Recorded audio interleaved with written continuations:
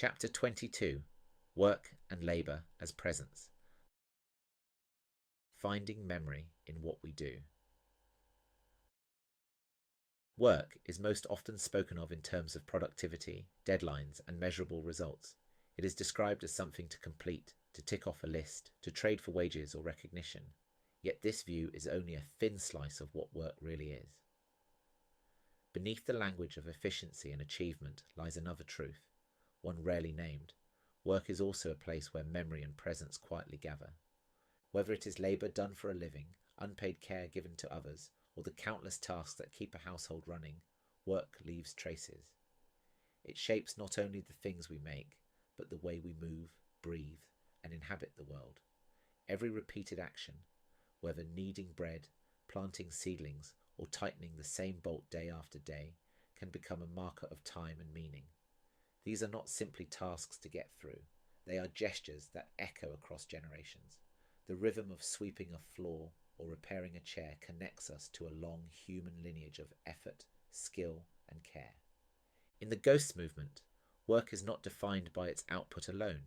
The moments within the work, the parts that rarely appear in job descriptions or project plans, are just as vital.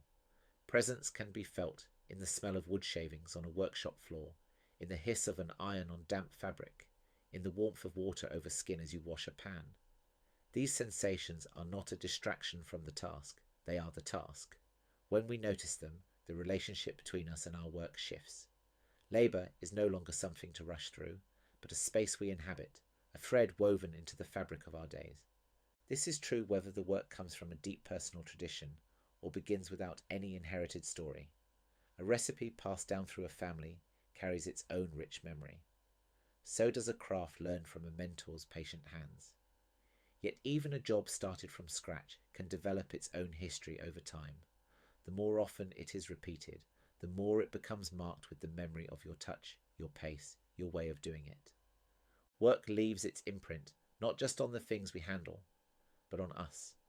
The hands of a gardener hold the roughness of soil in their skin, just as a mason's back bears the weight of years spent lifting stone. A seamstress might know exactly where her fingers have thickened from guiding cloth beneath a needle. These are not simply marks of wear, they are physical archives written into the body. The spaces where we work also remember. A kitchen counter gains a subtle shine after decades of meals prepared upon it. A desk carries faint grooves from years of resting forearms. A field changes shape with each season of planting, each cut of the plough. These places hold a quiet record of the labour they have witnessed. Even if the people move on, the traces remain. In the Ghosts movement, such work is seen as a living archive. It does not sit apart from presence, it is one of its most enduring expressions. When we notice the rhythms, textures, and repetitions within our labour, the task becomes more than an obligation.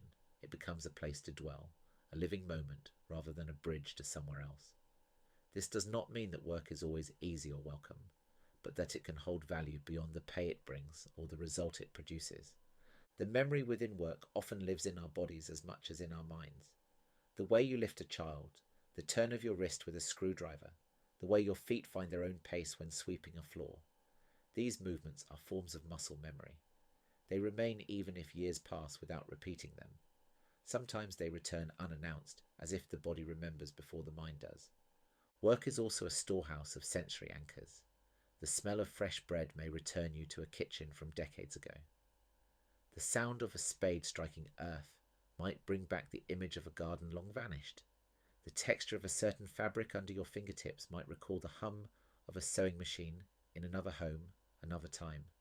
Long after the work is done, these sensations can carry you back. Labour is never emotionally neutral. Some work is bound to satisfaction and belonging, other work to exhaustion or resentment. The tone of our experience becomes part of the memory it leaves behind. To remember a certain job might be to feel the warmth of community, or the tension of days spent under pressure. In both cases, the memory is valid. The aim is not to smooth over the feeling, but to let it stand as part of the story. When a form of labour is repeated through generations, its memory deepens. Planting the same seeds your parents once did, sitting at the same workbench a relative used, or using a tool worn to a perfect fit by another's hand, These are acts that bridge time. Even if the methods have shifted, the gesture remains shared. The connection is not in the tool itself, but in the body that moves with it. This is why presence within work does not require changing the job itself. It asks only that we meet the work with attention. Even in fast-paced or repetitive roles, there are seconds that belong fully to you. The moment you set down a tool, the glance through a window, the breath between two actions. These are small returns to the present, reminders that you are not only doing the work, you are living within it. Every task contains at least one sensory element to notice. The weight of a hammer, the smell of soap, the rhythm of typing, each can serve as a touchstone to the moment. If your work has a history that reaches beyond you, there is a quiet honour in remembering it. You might think of the hands that first showed you how to hold a spade, or of others unseen who carried out the same task in their own time. Ending a task can also be a place of presence. Putting tools away carefully, washing your hands slowly, stepping into the open air for a breath. These small acts let the work settle rather than vanish. They give shape to its ending, marking it in the body as well as the mind. Through such gestures, work becomes more than function. It becomes a mirror for our patience, our restlessness, our habits under strain. Seeing labour as a place where presence lives does not mean it will always be joyful, but it ensures it will not pass unnoticed. The hours spent on a task become part of your lived archive, recorded in movement, touch, and atmosphere. Even work that feels temporary leaves marks that return in memory.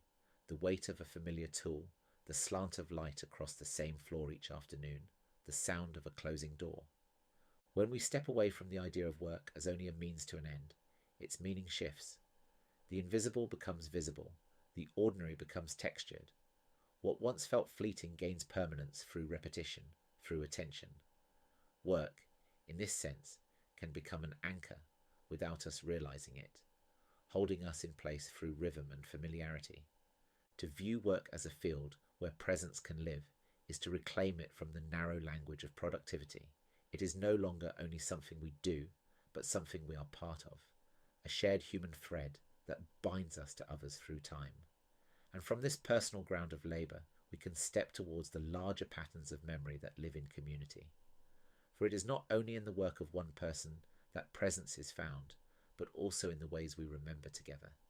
This is where the next chapter will lead, into the shared field of collective memory, where the traces of many lives meet.